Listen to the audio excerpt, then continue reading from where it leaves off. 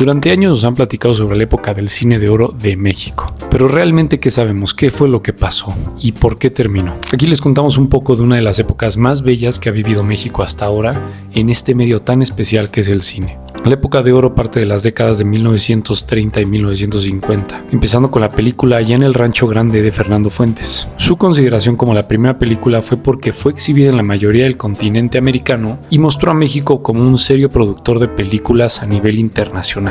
En los años consecuentes, esto tendría más peso por el inicio de la Segunda Guerra Mundial en 1939, que paralizó la industria cinematográfica de Francia, de Alemania, de Reino Unido y de Estados Unidos cuando entró al conflicto en 1941. Pero el cine de oro mexicano exploró diferentes temáticas y diferentes géneros, y muchas de estas a través de un nivel de producción de primera, entre las cuales vimos mucho de la identidad nacional mexicana en géneros como el cine ranchero, donde se construía la imagen del charro valiente y la mujer fuerte que veríamos en Jorge Negrete y María Félix, que parte de estas historias que se mostraban eran enfocadas en luchas de clases, en la desigualdad económica y social que experimentaba nuestro país. Algunos ejemplos puntuales fue Con nosotros los pobres con Pedro Infante de 1948, Los olvidados de Luis Buñuel de 1950, que ganó la Palma de Oro de Cannes y es considerada Patrimonio Cultural de la Humanidad por la UNESCO. De nuevo, lo importante en estas películas era resaltar que eran mexicanas. Las tradiciones, las vestimentas y las propias situaciones son mexicanas. Poniendo un ejemplo está Macario y la clásica escena de las velas hechas en las grutas de Cacahuamilpa,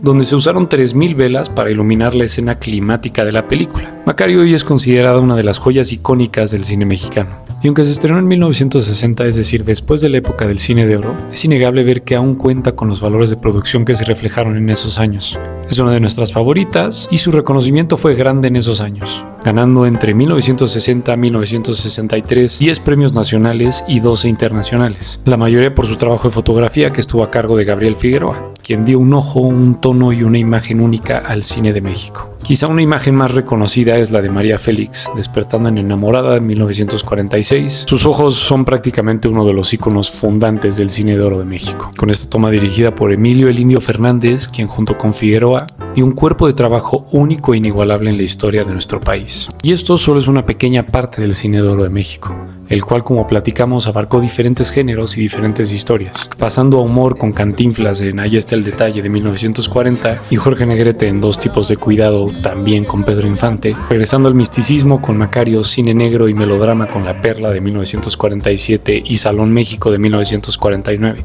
El cine de oro mexicano abarcó la imaginación de tantos mexicanos para traer imágenes y actuaciones inolvidables. Una de las que más nos llama la atención es el final de Enamorada, donde tenemos esta secuencia sin diálogo en el que una mujer está teniendo un profundo momento de cambio, que además está cerrando parte del arco de su personaje, que es irse con José Juan en el camino a la revolución, que además nos da a entender que el cine de oro no solo fue una época, fue también un momento en la historia, donde diferentes artistas coincidieron a través de situaciones que posibilitaron este tipo de visiones, hablando de inversión, hablando de creatividad, hablando en general de una situación mundial que posibilitó contar estas historias únicas e irrepetibles. Vivieron y existieron en ese momento. Y la causa puntual por la que terminó recae en diferentes factores que mostraron una señal de los tiempos. Hollywood comenzó a tener películas a color con nuevas historias que contar, lo que mostró también un cambio de interés en el público, junto con la llegada de la televisión en los 50s, la muerte de sus grandes estrellas como Pedro Infante y Jorge Negrete, un recorte de apoyo económico del gobierno también hizo que poco a poco se disolviera esta época de oro de nuestro cine, y que hoy podemos ver y revivir en estos clásicos del cine, dejando inspiraciones para nuevas generaciones y también para el cine latinoamericano, del cual México fue un referente por muchos años, que sin lugar a dudas es un legado que sigue brillando tan fuerte como el día que nació. Sin lugar a duda está hecho de oro. Saludos.